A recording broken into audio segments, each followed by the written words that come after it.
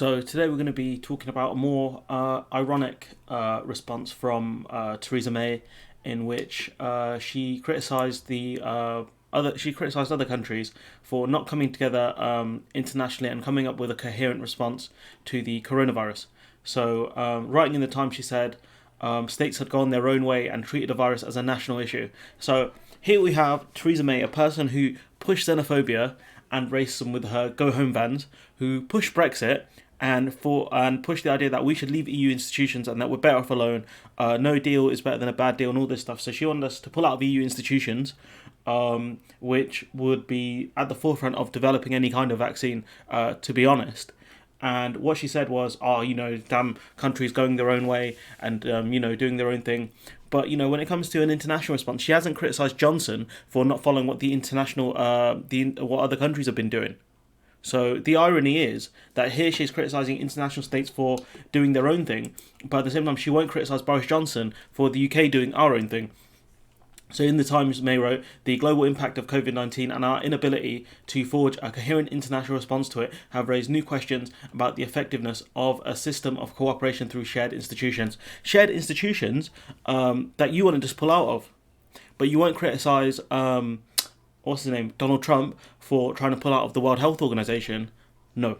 So it's a massive amount of irony here. She called on the government to embrace its wider international role beyond the day-to-day of the pandemic and not shy away from our responsibilities to the world stage. And we know that the EU are going to set aside funds, I think, in the next few years to help poorer countries deal with the pandemic. And the UK is like, no, we don't want to be part of that. So May, where's your response? Where's your response? Didn't think so. No collective view. So governments are faced with an enormous challenge, and it's no surprise that they see it as their first job, the immediate protecting of their own citizens, which all nation states do. Your responsibility as a nation state is to protect the citizens within your country. That's one of the first basics of being in charge of a nation state. But there remains no collective international view as to what works best in dealing with the virus. Well, seeing as most of the successful countries have done track and trace and shutting down, there is kind of an international census on what works. The only difference is some countries decided not to do it, and they essentially were punished by COVID-19 about their response. Sweden, the US, and the UK, these are the three main countries. Russia, Brazil, and India will be next, no doubt. And so we can see that the countries that did actually lock down and followed a track and trace measure, like Vietnam and South Korea, have actually dealt with this really well as compared to us and the US and insert other country here. Miss May says this risks exacerbating a shift towards nationalism and absolutism in global politics. So here, the person who pushed nationalism and Britain can do it on our own is saying, oh well, we need global institutions and stuff when it comes to times of crisis. The irony of Theresa May is just insane. A world in which a few strong men square up to each other and expect everyone else to choose between them would be a dangerous one. That's why you cozied up to Donald Trump, isn't it, big man? That's why you cozied up to Donald Trump, because you don't want to live in a world with just strong men who square up to each other. Oh wait, you did, didn't you? The irony of May's intervention is too much. She said the international community still had to work with China, despite concerns within her party that Beijing suppressed information, which they did, to exploit the pandemic and try to exploit the pandemic. I'm not 100% sure on that one. There are reports of Chinese businessmen exploiting the market, and so yeah. While China should face questions over its response, she said scrutiny should not become a fault line in international relations. It absolutely should. Any country that's been suppressing information absolutely should be questioned and should face potential sanctions over this, because people have died.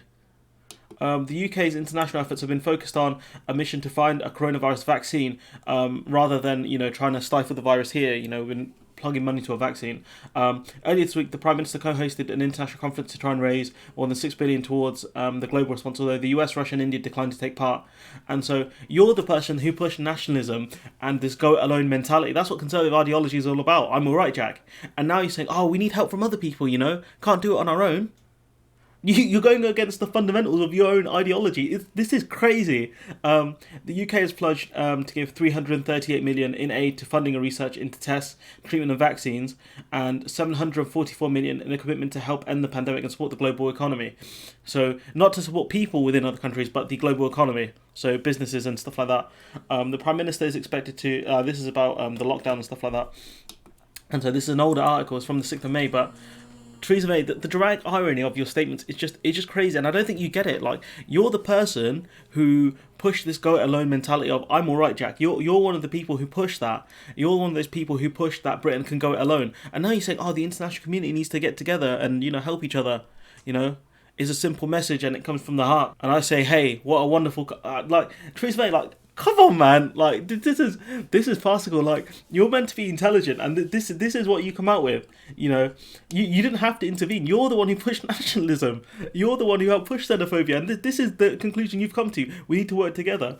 This is so funny. This is like cognitive dissonance at a high level, and so I'm going to leave it there because I'm going to end up laughing for the next few minutes over this. And so yeah, let me know what you guys think. Like, comment, subscribe, and hopefully I'll see you in the next one.